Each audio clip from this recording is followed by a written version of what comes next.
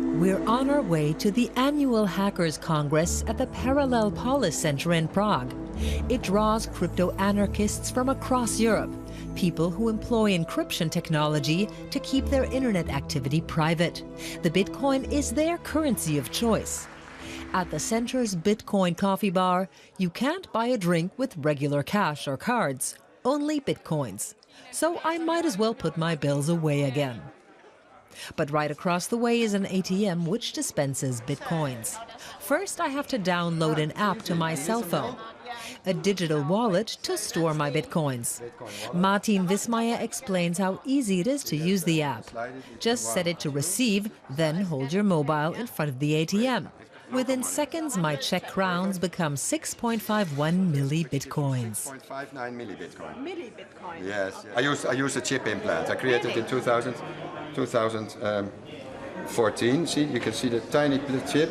Wow. Half of it is antenna and the other half is the chip. So if, for example, I want these Bitcoins are on here, and if I want to buy a Red Bull, for example, there, I can show you. Yeah, let's have a look. Martin just holds his hand in front of the machine, and out comes his drink. He says this is the future. I don't believe that. Oh, you want it again? Anybody wants a Red Bull?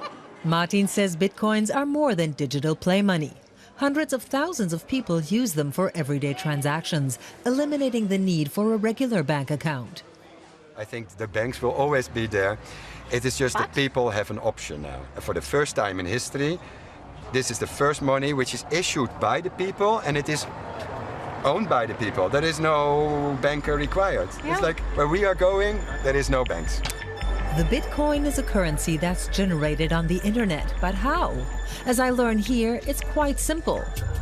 To produce a Bitcoin, a computer must process certain transactions. In return for these services, it's rewarded in Bitcoins.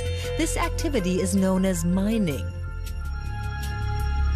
But only a maximum of 1,800 Bitcoins can be generated per day. That's the predefined limit.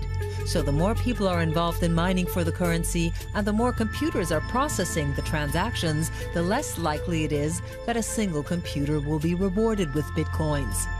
So today, anyone wanting to earn large amounts of Bitcoins needs to have huge pools of computers or mines.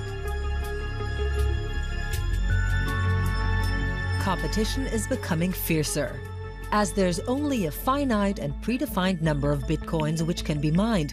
So the Bitcoin works like a precious resource, such as gold. The more people seek to acquire it, the more valuable it becomes.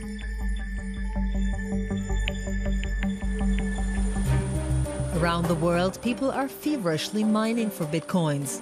One of the biggest mines is located in Iceland.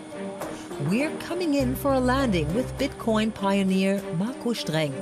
He was attracted to Iceland mainly because of its geothermal power plants, which produce green electricity from the water of hot springs.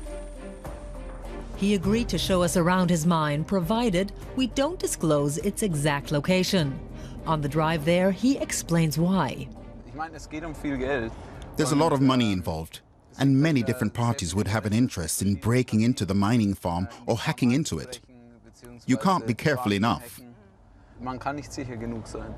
From the outside, the hangars look grey and inconspicuous, on purpose. Few Icelanders are aware that huge amounts of virtual money are produced here every day. Inside, it's incredibly loud. My God, how many machines are there? There are over 10,000 graphic cards on this side alone. More than the world's biggest supercomputer. What do you earn here per day? If I told you that, straight away, all our competitors could draw a conclusion as to how large we are.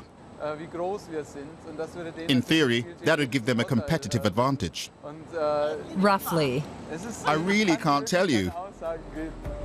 What he will tell me is that the electricity bill for his mine is €1 million a month. Most of that spent cooling the computer processors. Another advantage of being in Iceland is that the outside air is reliably chilly, so the climate also helps to keep the hangars cool. In future, Marco Streng plans to set up new steam-powered mining farms.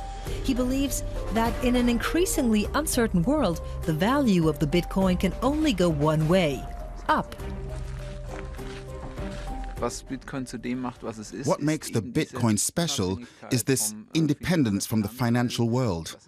And that's almost always the banks. And of course, we've seen in the past that this system is, in many places, doomed to failure. Marco Streng is even considering building his own geothermal power plant.